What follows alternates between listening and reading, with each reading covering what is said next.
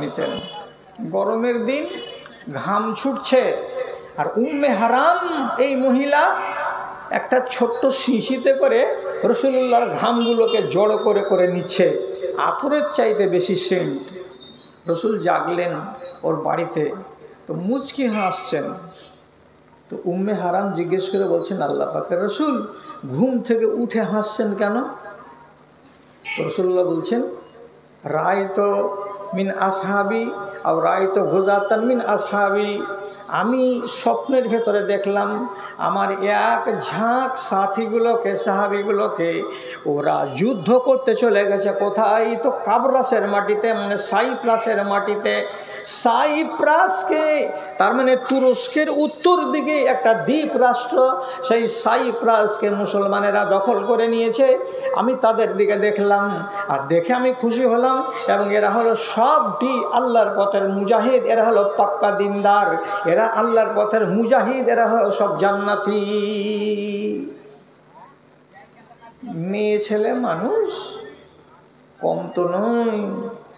সাথে সাথে রসুলুল্লাহকে বলছেন, আল্লাহ রসুল একটা দোয়া করে দেন না। কি দোয়া করব? ইয়াজআলানিল্লাহু মিনহুম। ওই যে লোকগুলো সাইপ্রাস অভিযানে যাবে, আর ওরা যে বিনা হিসাবে আল্লাহর জান্নাতে যাবে, তো আমিও যেন তাদের সঙ্গে যেতে পাই, এবং বিনা হিসাবে আমিও যেন জান্নাতি হয়ে যাই। এই দুয়াটা আপনি যদি করে দেন তো কবুল হয়ে যাবে রাসূল। শরীক হলেই তো কামিয়াব। কি চাইছে? শরীক হতে। খেয়াল করবেন কথাই, আমি ওই যুদ্ধে শরীক হব। রাসূলুল্লাহর ইন্তেকালের পর যখন 52 হিজরিতে সাইপ্রাসের অভিযান হলো, সাহাবায়ে কেরাম যখন রওনা দিলেন, তো সেই গঙ্গা নদীর চাইতে বেশি চওড়া একটা জায়গা দিয়ে সব সাহাবীরা নিজেদের উটকে আর নিজেদের ঘোড়াগুলোকে সাঁতরিয়ে সাঁতরিয়ে পার করে নিলেন। ও পারে গিয়ে নামবার সময় কিভাবে আল্লাহর হুকুম, উম্মে হারাম যেই উটের পিঠে চড়েছিলেন তাকে হোঁচট লেগে গেল, আর জোরে হোঁচট লাগার কারণে উম্মে হারাম উটের পিঠ থেকে জমিনে পড়ে গেলেন। আর যেমনি পড়ে গেলেন, পা আক্রান্ত হলো। ওখান থেকে উঠিয়ে তাকে খিমাতে নিয়ে যাওয়া হলো। দিয়ে 1 দিন 2 দিনের রাস্তা যাওয়ার পর ও আর টিকলো না, মরে গেল সাইপ্রাসের মাটিতে। সাইপ্রাস যুদ্ধ করে বিনা যুদ্ধতে জয় হয়ে গেল। এই মহিলাকে দাফন করে দেওয়া হলো সাইপ্রাসের মাটিতে।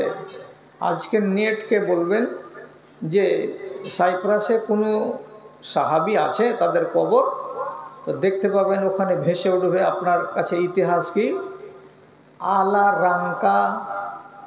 আলা রাঙ্কা বলে একটা ছোট্ট শহর। সেই ছোট্ট শহরের মাঝখানে একটা মসজিদ নির্মাণ করা আছে। মসজিদের এক সাইডে ওই কবরটাকে রাখা আছে। এই কবরটা কার? এটা হলো একজন সম্মানিয়া সাহাবিয়া উম্মে হারাম বিনতে মিলহামের। একটা মহিলা বাড়ি থেকে বেরিয়েছিল। এটা যদি ট্রেনে সফর করা যায় তো 4 ঘন্টা 4.5 ঘন্টা সময় লেগে যাবে। এত দূর সফরে বেরিয়েছে কে? একটা মেয়ে ছেলে।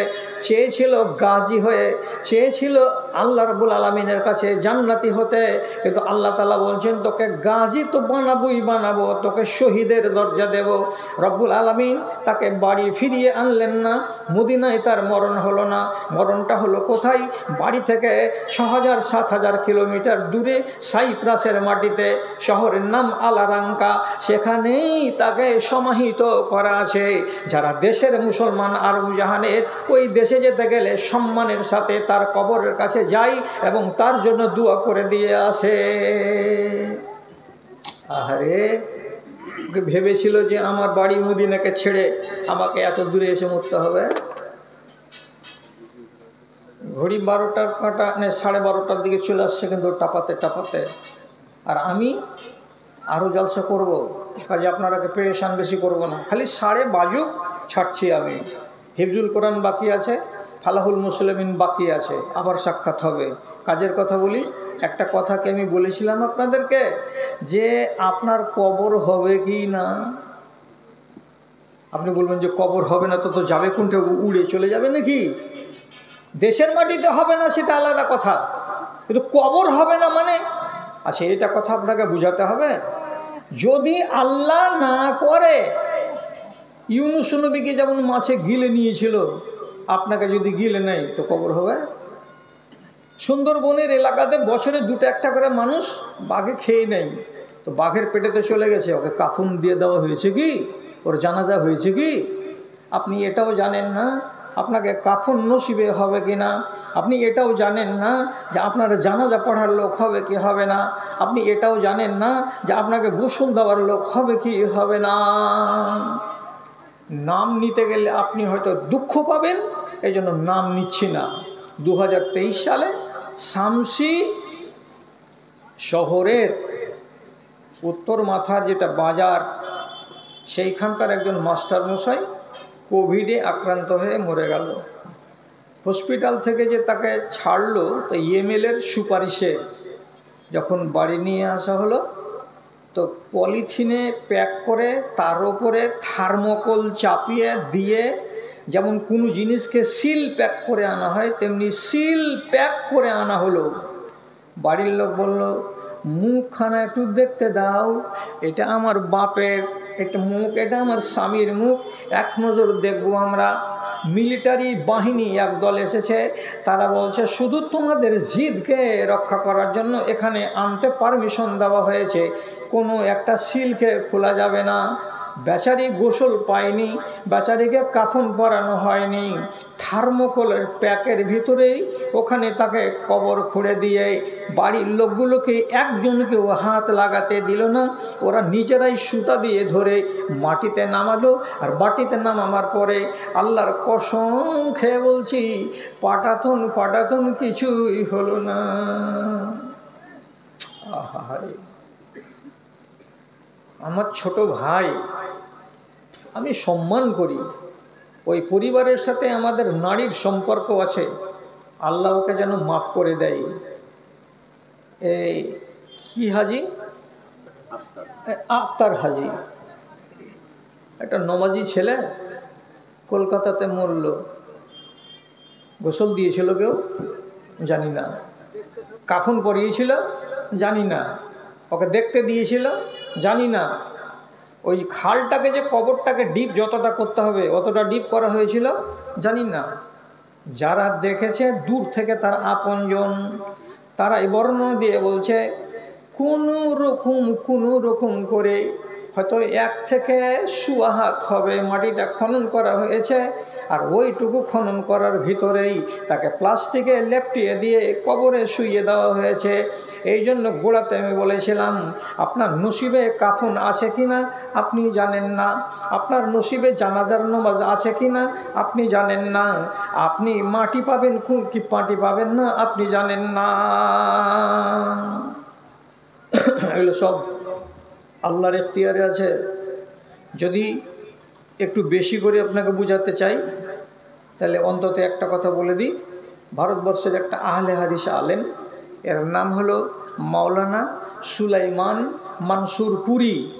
উনি ছিলেন ইসলামী ইতিহাসের পণ্ডিত বিশেষজ্ঞ, আলেম মানুষ হয়ে কত জ্ঞানী ছিলেন যে উনার বাড়ি হলো হরিয়ানার পাটিয়ালা টাউনের জজ কোর্টের উনি হলেন একজন হাকিম, অথচ তিনি মাওলানা। কত জ্ঞানী মানুষ ছিলেন, উনাকে নিয়ে লম্বা আলোচনা আমি করছি না, আমি শুধু একটা কথা আপনাকে বুঝাবো, তার জন্য এই কথাটা বলতে বসলাম যে কবর নসিবে হবে তো, কাফন নসিবে হবে তো। খেয়াল করেন, হজ করতে গেলেন 1929 সালে হজ টজ করে টরে, তখন হজ ছিল কিসে, পানি জাহাজে। একটা লোক বলেন পানি জাহাজে হাজিরা যে হজ করতে যেত তো কতদিন সময় লাগতো, কমসে কম 3 মাস। এই যে যারা পানিতে হজ করা হাজি বেঁচে নেই আর দেশে সব মরে গেছে। আমরা এইটুকু জানি যে আমার নানা হাজি আব্দুল বাসের আব্দুল বাসেত হাজি, আমার ছোট নানা, যখন হজ করে এলো তো আমি দেখেছি, ছোট চ্যাংড়া আমি। তো ওর বাড়িতে যতটি ছোট আর বড় আর মাঝারি ছিল সবারই নামে একটা করে কোট কিনে এনেছিল। তো জিজ্ঞেস করতাম, হাজি নানা এইগুলা কোটের দাম কত? খুঁজে করিস না রে ভাই, 1 রিয়ালে 6টা, 1 রিয়ালে 6টা কোট কিনে এনে পরিয়েছিল। তো তখন গল্পতে গল্পতে জানলাম যে তাদেরকে লাগলো কয়দিন যেতে আর আসতে? 3 মাস। তার মানে 18 দিন তো শুধু পানি জাহাজেই লাগে। আর যদি তকদির একটু টেढ़ा বেঁকা হয়ে যায়, তুফান উঠে যায়, তো জাহাজকে নোঙর করে দেবে কোন এক জায়গাতে। যতক্ষণ পর্যন্ত নিম্নচাপ না সরবে জাহাজ ওই জমদূত হয়ে সমুদ্রে ডোল খাবে আর থাকবে, ডোল খাবে আর থাকবে, থাক 4 দিন 5 দিন ধরে। আর কপাল ভালো হলে 13 দিনে চলে যাবে, 14 দিনে চলে যাবে, চলে আসবে। তো যাই হোক, তখনকার দিনে পানি জাহাজের হজ আল্লামা সুলাইমান মানসুর পুরি হজ করতে গেলেন। হজ করে টরে এবার বাড়ি ফিরবেন। তো বাড়ি ফিরবার কালে যেটি জরুরি সামান নিয়েছেন একটা আলেম মানুষ, নেওয়ার পরে সঙ্গে সাথীদেরকে নিয়ে জাহাজে উঠলেন। তিনি জয়দিন মক্কাতে ছিলেন, তয় দিন কাবার গিলাফ ধরে ধরে ধরে ধরে খালি কাঁদেন আর আল্লাহ তাআলাকে বলেন, আল্লাহুম্মা আমিতনি বে আরজে নবিয়কা। হে আল্লাহ, বড় মনের ভেতরে শখ আছে তোমার নবীর দেশে যেন মরণ হয়। আমি বাড়ি ফিরে যেতে চাইছি না, হয় আমার মক্কায় মরণ হয়ে যাক, আর না হয় মদিনাতে আমার মরণ হয়ে যাক। এখানেই মরে যেতে গেলে খুশি হব, বাড়ি গিয়ে মরণ হতে গেলে আমি খুশি হব না। কেন? আপনারা ওর জন্য দুয়াই করিয়েন, খারাপ ভাবিয়েন না। যার ছেলে নেই ই এক দুঃখী, আর যার ছেলে বেশি হয়েছে সে এক দুঃখী, যার বেটা শুধু বেটি নেই ও এক দুঃখী, আর যার শুধু বেটি আছে বেটা নেই সে এক দুঃখী। মৌলানার ছিল বেটা, বেটাটা ব্যবহারের দিক দিয়ে ভালো ছিল না। আল্লাহর উপরে রহম করে এগুলো আইবের কথা, দোষের কথা বেশি বলা ঠিক নয়। মৌলানা অনেকবার ছেলেকে বলেছিলেন, মাঝে মাঝে বয়কট করে দিয়েছিলেন। ছেলেকে বলতেন, তুমি আমার চোখের সামনে আসিও না, তোমাকে দেখতে গেলে আমার ভেতরটা জ্বলে পুড়ে খাক হয়ে যায়। কতবার বুঝিয়েছিলেন, কিন্তু ছেলেকে সুপথে আনতে পারা যায়নি। যেমন নবী নূহ আলাইহিস সালাতু ওয়াস সালাম নিজের বেটাকে সুপথে আনতে পারেননি, তার জন্য তিনি লজ্জিত হয়েছিলেন মাওলানা। আর লজ্জিত হয়ে বলতেন কি, তোমার কারণে বাইরে মুখ দেখাতে পারি না, তুমি আমাকে ছোট করেছো, তুমি আমাকে খাটো করেছো। আল্লাহর আমি একজন বান্দা, আলিম মানুষ, আমি হারাম বুঝি হালাল বুঝি, আর তুমি আমার পরিবারের সদস্য, তুমি এত বড় ডাকাতি করো দিনের সঙ্গে, এটা বরদাস্তের কথা নয়। যখন বুঝিয়ে বুঝিয়ে বুঝিয়ে বুঝিয়ে পারলেন না, তখন তিনি কাবায় গিয়ে দোয়া করে বলছেন, পরওয়ারদিগার, আমি তোমার এই নবীর দেশে মরে যেতে চাই, আমাকে বাড়ির দিকে নিয়ে যেও না। আচ্ছা, আপনি খুব কেঁদে কেঁদে দোয়া করলেন কাবার গিলাফ ধরে ধরে, আল্লাহ মেনে নেবেন যদি এটা তকদিরে ওর না থাকে? কি শুনলেন এতক্ষণ থেকে? খালিদ বিন ওয়ালিদ জন্মেছেন মক্কায়, আর সাবালক হলেন, বড় হলেন মদিনায়, আর ফজরের নামাজ যদি পড়েছেন একদিন, খেয়াল করেন কথার দিকে, ফজরের নামাজ পড়েছেন একদিন তো কেমন করে? এই সূরা থেকে 3 আয়াত, ওই সূরা থেকে 3 আয়াত, ওই সূরা থেকে 3 আয়াত, একটা সূরা থেকে এক নাগাড়ে তিনি তিলাওয়াত করছেন না। সালাম ফিরার পরে সাথীদের ভিতরে সাহাবায়ে কেরামরা কেউ বললেন, আপনি এমন করে কেন তেলাওয়াত করছেন? ফজরের নামাজে পড়বেন তো জুমা সূরা পড়ে দেন, পড়বেন তো মুনাফিকুন পড়ে দেন, পড়বেন তো আর কোনো সূরা পড়ে দেন, আপনি এখান থেকে এখান থেকে এখান থেকে টুকরা টুকরা করে কেন পড়ছেন? তখন খালিদ বিন ওয়ালিদ বলেছিলেন, শাগালানিল জিহাদ আনিল কোরআন, আমি যুদ্ধের ময়দানে বেরিয়েছি আর কেমন করে দুনিয়াকে ফতে করতে হবে সেই ধান্দায় আমি থেকেছি, যার কারণে কোরআনকে মুখস্থ করার সুযোগ আমার লাগেনি। আমি কারিও নই, আমি হাফেজও নই। এই জন্য আমি এইভাবে কোরআনকে পড়ে পড়ে পড়ে পড়ে নামাজ পড়ালাম। তিনি মরবার কালে আল্লাহ রাব্বুল আলামিনের কাছে দোয়া করে বলছেন, পরওয়ারদিগার, আমি 100টা যুদ্ধ করেছি, কম বেশি কোনো একটা যুদ্ধে হেরেছি বলে আমার রেকর্ড নাই। আমাকে আল্লাহ রাব্বুল আলামিনের নবী সাইফুল্লাহ মানে আল্লাহর তরবারি উপাধি দিয়েছিলেন। আমার তরবারিতে এত জোশ ছিল, তো এত গুণ আর এত ফজিলত আমি নিজের ভেতরে রেখেছি। তো আমি চাই আমি শহীদ হয়ে মরব। আমার ইচ্ছা হলো কি, আমার সাথীরা যেমন ওই যুদ্ধে 10টা, তো ওই যুদ্ধে 100টা, তো ওই যুদ্ধে 200টা শহীদ হয়ে মারা গেল। তো আমি যে বীর পুরুষের মতো লড়াই করেছি, আমার শরীরে 107টা তীরের দাগ আছে, বল্লমের দাগ আছে এবং তরবারির দাগ আছে। এত ছেদ লেগেছে আমাকে যুদ্ধের ময়দানে, কিন্তু কোনোদিন গোটা তরবারি আমাকে লাগেনি। আমি শহীদ হয়ে মরতে পেলাম না। আমার আকাঙ্ক্ষাটা থেকে গেল, আমি শহীদ হয়ে মরার বড্ড আকাঙ্ক্ষা করতাম, পূরণ হয়নি। সাধারণ অসুখে বাড়িতে মারা গেছেন, শহীদ হননি, অথচ 100টা যুদ্ধ করার লোক, তার ডানে বামে 1000 সাহাবী শহীদ হয়ে গেছেন। আশা কি পুরো হয়? সুলাইমান মনসুরপুরি এত করে কাঁদলেন, দোয়া করলেন, জাহাজে শেষের বেলায় চড়তেই হলো। চোখের পানি ঝরিয়ে ঝরিয়ে কাঁদছেন আর বলছেন, পরওয়ারদিগার, এই অধমের দোয়াটা কবুল হলো না, হলো না তো হলো না, বাড়ি যাই, বাড়ি তো যেতেই হবে। এবার বাড়ি চলে আসছেন, কিন্তু আল্লাহ রাব্বুল আলামিন বলছেন, হে সুলাইমান মনসুরপুরি, তোমার মরণটাকে আমি ইতিহাস বানিয়েই ছাড়ব। আমি সাধারণ মরণ এটা বানাবো না। জাহাজে চড়ার পরে ইয়ালামলাম পর্বত যেটা দক্ষিণ ইয়ামানে আছে, সমুদ্রের একটা দ্বীপ এলাকা, ইয়ালামলাম পর্বতটা থেকে যখন জাহাজটা ছেড়ে দিয়ে 3 দিনের রাস্তা অতিক্রম করেছে, এমন সময় তাহাজ্জুদের টাইমে সাথীরা মৌলানার বেডের কাছে যেয়ে বলছেন, ওস্তাদজি উঠেন, তাহাজ্জুদের টাইম হয়ে গেছে। চাদর নড়ল না, তিনি নড়লেন না। আর একজন এসে মাথার দিকে আদবের সাথে বুলিয়ে দিয়ে বলছেন, ওস্তাদজি উঠেন, তাহাজ্জুদের টাইম হয়ে গেছে। ওস্তাদজি উঠলেন না। আর একজন এসে মুখের থেকে চাদরটাকে যেমনি সরালেন, দেখা গেল ওস্তাদজি দুনিয়াতে নাই, তিনি সমুদ্রের পৃষ্ঠে জাহাজের ভিতরে মারা গেছেন। কবর কোথায় হবে ভাবেন? কবরটা কোথায় হবে? তখন কি নিয়ম ছিল? নিয়ম ছিল এটাই, সমুদ্রে সফরকালে কোনো মানুষ যদি মরে যায়, তো মানুষের সমান লম্বা প্লেট পাথরের আছে রাখা জাহাজে। আর এটাও তো জানেন যে আগেকার হাজিরা হজ করতে গেলে কাফনের কাপড় নিয়ে যেত না। এখনকার হাজিরা কাফনের কাপড় নেই না, কাফনের কাপড় তো তার সাথেই আছে। কাফনের কাপড়ে, তার কেনা কাফনের কাপড়ে তাকে কাফন পরিয়ে তার জানাজা হলো জাহাজের পিঠের উপরে। যতটি সবারই ছিলেন তারা নামাজ পড়ল, পড়ার পর 4খানা দড়ি ওই পাথরের প্লেটের সঙ্গে তার বডিটাকে বেঁধে দেওয়া হলো।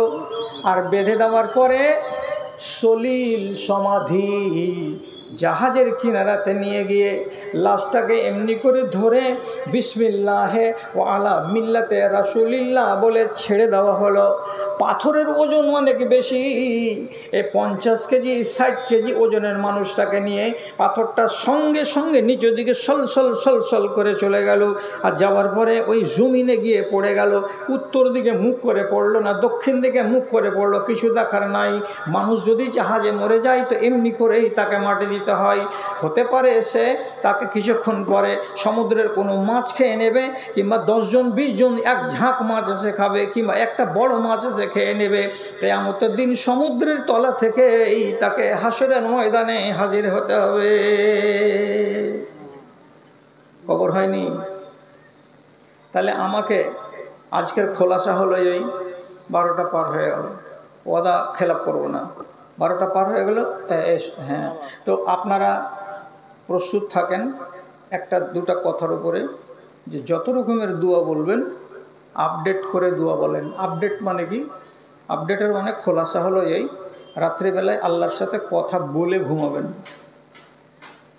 কথা বলে ফের তাকাবেন আপনি আমার দিকে, বুড়াতি বয়সে উল্টা কথা কইছো কেন? আল্লাহর সাথে কথা বলে মানে কি? এই বেড়ি খাকা মুখে ফের আল্লাহর সাথে কথা বলবো মানে বিড়ি কথা শুধু নয়, মদ খাওয়া মুখেও কথা বলেন আল্লাহর সাথে। আমি কি কথা বলবো জি? তো বলছে ওলামায়ে দ্বীন বলছেন এই সারাটা দিন যেভাবে গত হলো নিজেকে আপডেট করে নিয়ে তারপরে ঘুমাতে হবে। এর মানে কি, বিছানায় শুবার আগে 3 বার অন্তত পক্ষে আস্তাগফিরুল্লাহ রাব্বি মিন কুল্লি যামবি ওয়া আতুবু ইলাইহি, আল্লাহ তোমার কাছে সারাদিনে যা হলো তার জন্য মাপ চাইছি, তুমি আমাকে ক্ষমা দাও। মাপ চেয়ে নাও। সকাল হতেও পারে, নাও হতে পারে। তাহলে আপনি আপডেট হয়ে আছেন, অন্তত মাপ চেয়ে নিয়েছেন। আর আল্লাহর সাথে কথা বলার অভ্যাস মানে কি, আল্লাহর কাছ থেকে জবাব পাওয়া যাবে না, কিন্তু কার্যক্ষেত্রে পরে আপনি এমন ঘটনা চোখে দেখতে পাবেন যে এগুলো আল্লাহ তাআলা আপনাকে জবাব দিয়ে পাঠিয়েছেন। কীরকম করবেন? সপের খাটে হিলান দিয়ে বালিশ লাগিয়ে দিয়ে শুয়ে শুয়ে আপনি কয়েকটা কথা বলবেন মনে মনে। কি? এক এক দিন এক এক কথা। যেমন আজকে শুয়ে বলবেন, আল্লাহজি যখন স্ট্যান্ড থেকে আসছিলাম তো একটা গরিব মহিলাকে দেখলাম, হাঁটতে পারে না, তো ওকে বললাম টোটোতে উঠে যা রে বাবা। মেয়েটি টোটোতে উঠতে যায়, বলছে আমার পয়সা নাই যে বাজি। তাই আমি বললাম তুমি বসো, আমি টাকা দিয়ে দেবো। তো 10টা টাকা ভাড়া নিল। শাকির মোড়ে এসে মেয়েটা নেমে গেল। তো হাজি আল্লাহ, আপনি এটাতে খুশি হয়েছেন না? হননি। কাকে বলছেন? আল্লাহকে। কিন্তু আপনি একা একা শুয়ে বলছেন নিজের ছপের খাটে কথা বলেন। এই কথা বলতে বলতে আর একটা বলেন, পরশুদিন কুমেরপুর থেকে উঠলাম, ট্রেন ধরে ভালুকা রোডে নামলাম, বিনা টিকিটে চলে এসেছি। যে আল্লাহ, এই যে 10টা টাকার টিকিটটা মেরে নিয়েছি, এটা তো ঠিক হয়নি। তা আল্লাহ তুমি আমাকে ধরবা নাকি?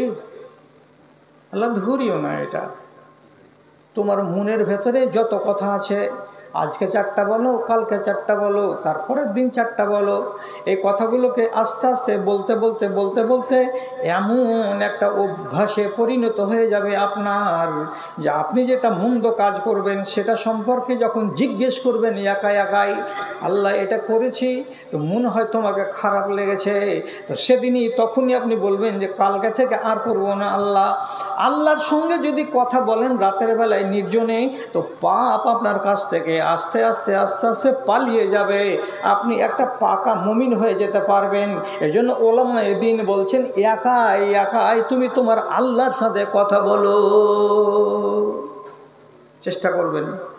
আর কবরস্থানের নামে যত রকমের সাহায্য সহযোগিতা করলেন, খুশি হলাম আলহামদুলিল্লাহ। এখন আমাদের ঘড়িতে আর 5টা মিনিট লেট আছে। এই 5 মিনিটের ভিতরে আপনাদেরকে ছাড়বো। আশা করি কমিটির লোক এটাকে বেয়াদবি মনে করবে না। এখন আমি 2টা কথা আপনাদের সামনে বলছি। নাম্বার 1, 1 নম্বর কথা, সেটা হলো এই, আমি গ্রামের মানুষ, আপনার কাছে ছোট্ট করে একটু নিব, একটু, আপনি যেটা খুশি পারবেন সেটা দিবেন। আর একটা কথা বলবো কি, কাউরি তো রাগ করার ক্ষমতা নেই, কেন যে আমি তো একটা সদস্য। সেটা হলো এই, একটা হ্যাঁ না বলেন তো আপনারা। দোয়া করলে রোগ ভালো হয় না হয় না? দোয়া করলে রোগ ভালো হয় না হয় না? হয়। যদি বলেন যে না হয় না, তো তাহলে মুলবিরা কেন টাকাটা এমনি করে হাতে করছে আর করে বলছে আর বাপ অসুখ আছে দোয়া করে দেন। তখন মুলবি কী বলছে? আজবিল বাস রব্বানা শেষফান্তা শাফিলা শেফা ইল্লা শেফা ওকা শেফা আল্লাহ ইবাদার সাকামা, কেন দোয়া করলো? আচ্ছা একটা কথা আর বলি, যদি গরিব মানুষ হয়ে যায়, ফকির হয়ে যায়, তো ফকিরের কারণে, দরিদ্রতার কারণে মানুষ কি হয়ে যায়? কুফরি কাজ করে, পেটের জ্বালাতে মানুষ হারামি কাজ করতে বাধ্য হয়ে যায়। কথাটা মানবেন না? মানবেন না? কত নারী এই যুগে আছে যারা পেট চালাবার জন্য কি করছে? নিজের ইজ্জতকে বিক্রি করছে। বলুন হ্যাঁ না না? বুঝতে পারছেন? আল্লাহ মাফ করে, মাস্টার গেলা তো সবাই জানে। আজ 15 দিন আগে জগন্নাথপুরের বনে একটা মেয়ে ছেলেকে ধরেছে কিছু শেরশাবাদ। ধরার পরে ক্যামেরা করেছে, করে বলছে এই তুই এগুলা কাজ করতে এখানে কেন এসছিস? তো মেয়েটি বলছে পেটের জ্বালাই। কে ডেকেছে? তো মেয়েটির মুখের কথা বলছে, বলছে আমাকে বরজাহান ডেকেছে। কে যে বরজাহান তো আল্লাহ তাআলা জানে। আর কে আছে? ইয়াজদানি আছে। কে যে আল্লাহর বান্দা ইয়াজদানি আছে তো ওরাই জানে। কিন্তু মেয়েটা কি বলছে, আমি কাজ কেন করছি? পেটের জ্বালায়। তো মানুষকে একটা দোয়া বলতে হয়। কে জি? আচ্ছা আচ্ছা, হ্যাঁ, যে আল্লাহ আমাকে ফকিরি থেকে বাঁচাও। খবরদার বাংলাতে যদি পারেন তবুও আল্লাহকে বলবেন একবার। আচ্ছা দিচ্ছে দিচ্ছে, এটা ইব্রাহিম। কোন ইব্রাহিম? আচ্ছা এই ইব্রাহিম, ঠিক আছে। তো বাংলাতে বললেও আল্লাহ তাআলাকে বলবেন, আল্লাহ আমাকে ফকির বানায় না, আমি ফকির হতে চাই না আল্লাহ। এবং আল্লাহ তুমি আমাকে যে কোনো জিনিস দিবা তো কম দিও না, যে খানিকটার জন্য আমাকে পরের কাছে যেতে হবে। তো কথাটি কেন বললাম, আপনারা সবাই আমার গ্রামের লোক। কথাটা হলো এই, নানা রকম রোগ ব্যাধি এবং রোগ মুক্তির দোয়া। একটা ছোট্ট বই এবছর বের হয়েছে, 2 কাপ চার টাকা লাগবে, 20 টাকা। একটা দোয়া মুখস্থি করে নেবেন, আর নেওয়ার পরে যেটা রোগ আছে সেটাকে সামনে করে আপনি ওই দোয়াটা পড়বেন, আল্লাহ তাআলা আপনাকে শিফা দিবে। তাহলে দোয়ার একটা দাম আছে। তো যদি পারেন আমার দাদা ভাইরা, এই ব্যবসা নয়, আমি খিদমত। 20টা টাকাতে কেউ বই দেয় এই জমানাতে 65 পাতার, আমি দিচ্ছি যাতে খিদমত হবে। কেউ যদি মনে করো বাড়ির জন্য, ওখান থেকে একখানা নেও। এটা হলো শেষ কথা। এখন আমার বিহাইন্ড সেখানে না দিয়ে পাঠিয়েছে জানি না, আফসার মাস্টারের স্ত্রী, ওরা এবার হজে যাবে, 2000 টাকা দিয়েছে আলহামদুলিল্লাহ। আর একটা দিয়েছে আমার ইমামতো ভাই ইমরান 500 টাকা। তাহলে এখনই হয়ে গেল আমার হাতে। আবার 3000 টাকা বাকি। ও বিহাই দিয়েছে, আচ্ছা আচ্ছা, আলাদা। আর এটা আলাদা। মাশাআল্লাহ, আলহামদুলিল্লাহ, জাযাকাল্লাহ, আইয়াদাহুল্লাহু বিনাসরিহি, বারাকাল্লাহু ফি হায়াতিহিম। তো এনারা তো দিলেন 500, আর কেউ দিলেন 1000।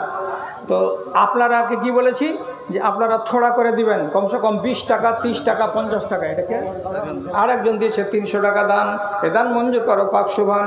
আরেকজন দিয়েছে 100 টাকা, আল্লাহ তুমি তাদের প্রতি হয়ে যাও সখা। ওই আল্লাহ আব্দুল খাবির কে আমার ভাই এখানে এসে দিলেন 600 টাকা দান, কবুল করো তুমি পাক সুবহান, মিটা মনে আরমান। আরেকজন সাহেব 200 টাকা দোয়া কত বলেন? কায়েম সাহেব 200 টাকা। আসিফুল বাস রব্বানা শেফান তা শাফি লা শেফা ইল্লা শেফাউকা শেফান লা ইউগাদির সাকামা পরবর্তীকার আলম। মাস্টার মাইনুল টাকা দিয়েছে, বই গেল ওখানে দিচ্ছে, ওই ওখানে মহিলার পক্ষ থেকে 1200 টাকা এসেছে। আল্লাহুম্মা সাল্লি আলাইহি আল্লাহুম্মা বারিক আলাইহি। আরেকজন 100 টাকা দান, আরেকজন 100 টাকা দান, কবুল করো পাক সুবহান। আরেকজন দিয়েছেন কে 100 টাকা, আল্লাহ তুমি তাদের প্রতি হয়ে যাও সখা। তারে দেখো সত্য পথের রেখা। আব্বাস আর তুমি বাপ বেটা মিলে 100 টাকা, মৃত্যু বাবার নামে 100 টাকা, বেনামি তার একজন 100 টাকা। আজিবুল বাস রব্বানা শেফান তা শাফি লা শেফা ইল্লা শেফাউকা শেফান লা ইউগাদিরু সাকামা আল্লাহুম্মা ইদহুম বিল ইলমি ওয়াল হিলমি ওয়া যায়্যিনহুম বিল ঈমানি ওয়াত তাকওয়া। আরেকজন 50 টাকা, আরেকজন 50 টাকা, আল্লাহ তুমি তাদের প্রতি হয়ে যাও সখা। মাশাআল্লাহ, আলহামদুলিল্লাহ, জাযাকাল্লাহ। রব্বে কারীম তোমার বান্দারা যে আশায় দান করেছে। 1 লাখ টাকা। কে? ডাক্তার মতিউর রহমান। ও ডাক্তার সাহেব, আচ্ছা, আলহামদুলিল্লাহ।